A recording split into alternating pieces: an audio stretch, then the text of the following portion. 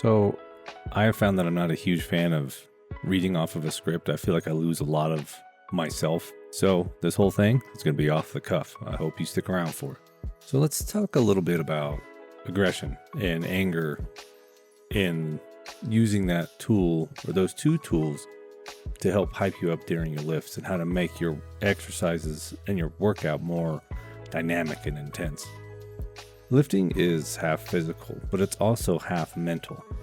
You can't go into the gym and just try to push yourself through the motions. I know we have days where we don't want to be there, but you're going to have to want to find that reason, that why, and up the intensity of your workout using aggression or anger if you have those tools at your disposal.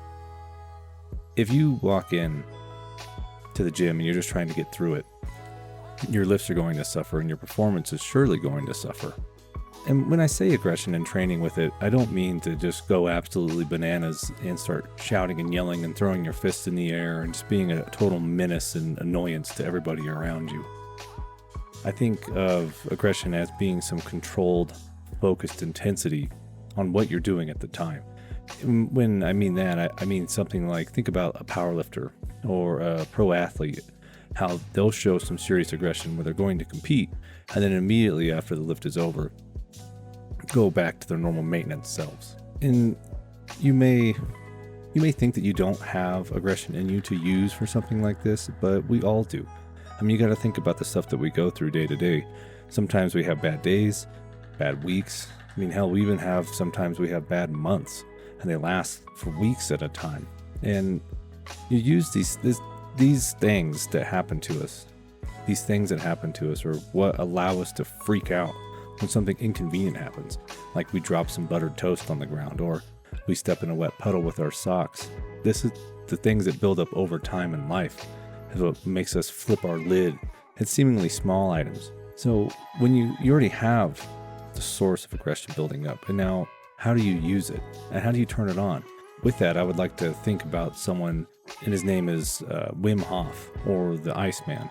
And he was taken to a hospital under a clinical study and injected with a drug to see if he could truly control his immune system response by his own actions. And he did. And I think that's that's an outlier, right? That you can't expect everybody to be able to do something like that, but it still is impressive. And if we even have a part of that ability, it means that we can use our own brains to psych ourselves up for a lift, or if we're not motivated to be somewhere like the gym, we can turn ourselves into being motivated. And how do you do it, right? How do you get yourself in that mode, in that moment, to be ready to train really hard and crush weights and walk out of there a champion?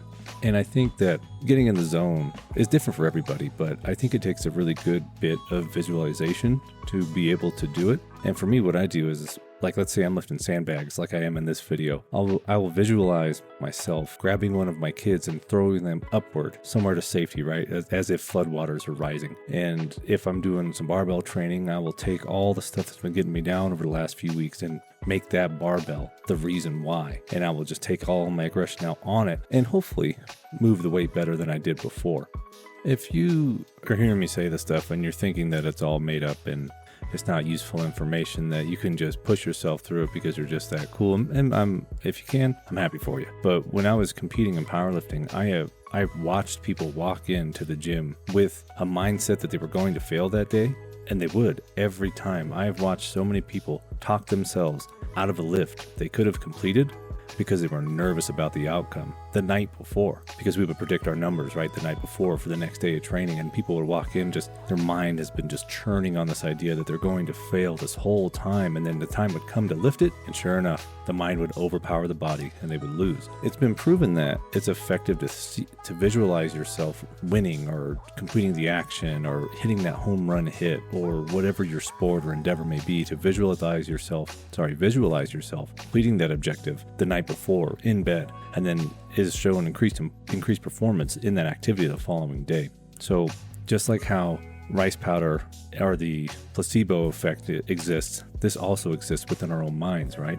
And doing this talk of aggression and seriousness and intensity and fire, it is important. However, it doesn't mean to be a total D-bag to everybody around you because you're just such an alpha, right? That's the opposite of what I'm saying. I'm saying that you should train hard and be serious when it's time to train.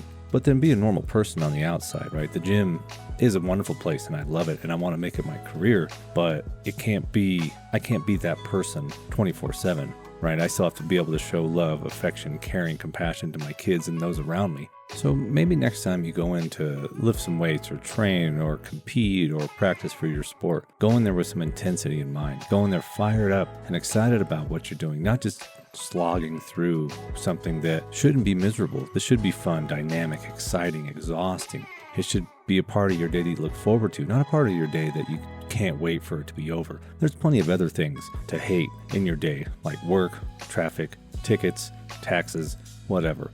But when you're at the gym, you should try to make it a place where you can dump your aggression and try really hard and train hard and be yourself, and then walk out of there tired, refreshed, and ready to take it easy for the rest of the day and spend some quality time with the people that you love.